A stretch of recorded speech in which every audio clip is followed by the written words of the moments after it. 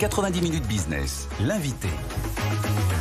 Avec nous ce midi, Marianne Ginoux, directrice générale de Sotheby's France, la célèbre maison de vente aux enchères. Bonjour. Bonjour. Merci d'être avec nous. On rappelle que Sotheby's appartient à Patrick Drahi, par ailleurs président fondateur du groupe Altis, maison mère de BFM Business. Alors, Sotheby's en très grande forme. Les chiffres, on les voit, ces chiffres de vente aux enchères qui atteignent des records semaine après semaine, des tableaux, des œuvres d'art, des voitures de collection, des ventes emblématiques de vin, on va y revenir. Les ventes se multiplient. Comment se présente cette année 2023 qui s'achève bientôt ?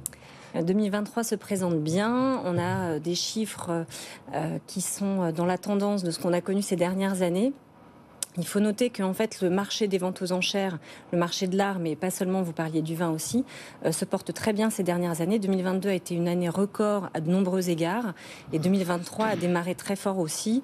On vient de clôturer là un ensemble de ventes à New York qui, en quelques jours, ont réalisé 1 milliard de ventes. Donc des résultats très élevés en effet. Pendant la préparation de l'interview, il y a quelques instants, vous me disiez qu'il y avait eu un avant et un après Covid. C'est quoi la différence aujourd'hui dans le marché de l'art ? Alors l'avant et l'après Covid, je dirais qu'ils portent sur deux choses.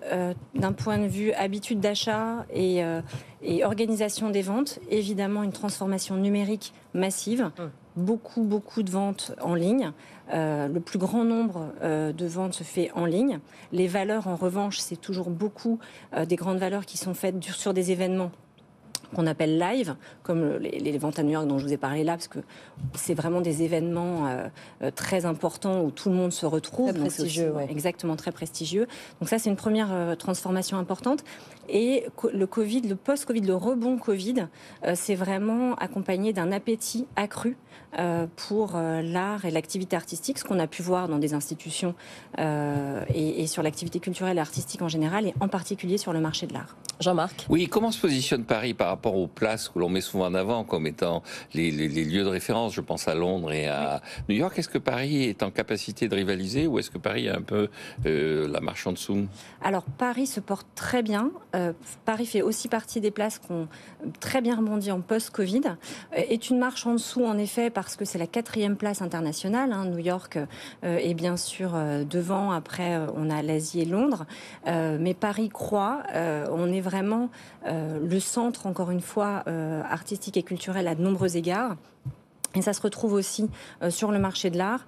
Et puis on a aussi cet attrait, cet effet de Paris qui est très fort sur les ventes de collection, pour lesquelles on a des ventes de collection exceptionnelles qu'on a pu avoir en France, comme la vente de l'hôtel Lambert, de Karl Lagerfeld. Voilà. Sur des ventes comme ça aussi prestigieuses, il y a une concurrence entre vos bureaux de New York, vos bureaux de Paris, vos bureaux de Londres, pour savoir qui pourra le mieux organiser peut-être ou avoir une vente ou une autre. Il y a une concurrence entre vous ? Alors, je dirais de moins en moins, oui bien sûr, parce que chacun a envie d'être sur le prestige et on veut tous être en haut de l'affiche, mais de moins en moins parce que justement il y a une globalisation de ce marché. Est-ce qu'il y a encore des frontières dans l'art, exactement. En fait ? Et donc ce qu'on veut, c'est vendre là où c'est le plus pertinent et judicieux pour nos clients, qu'ils soient vendeurs ou acheteurs.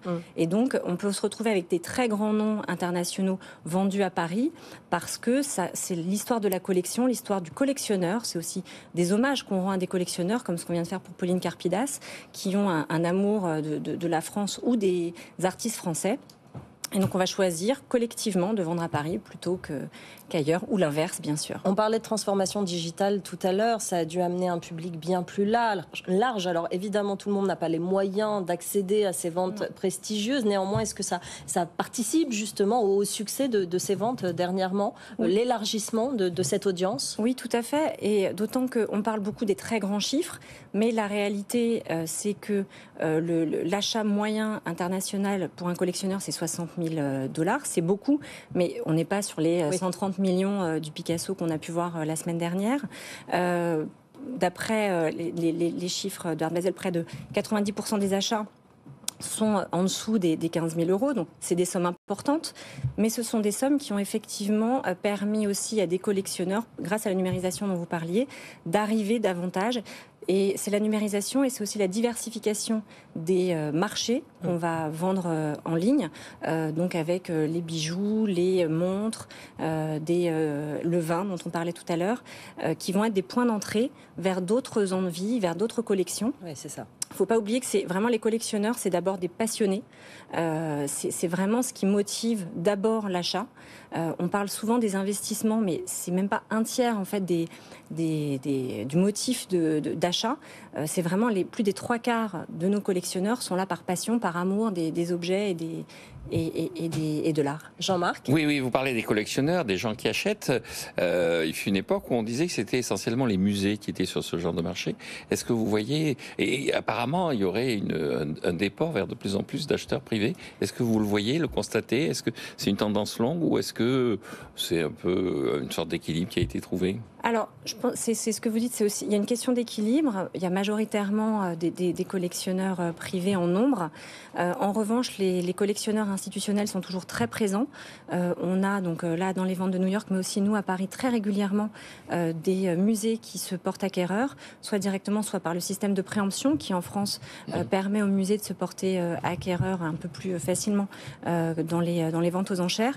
Et nos liens avec les musées en général sont toujours très forts.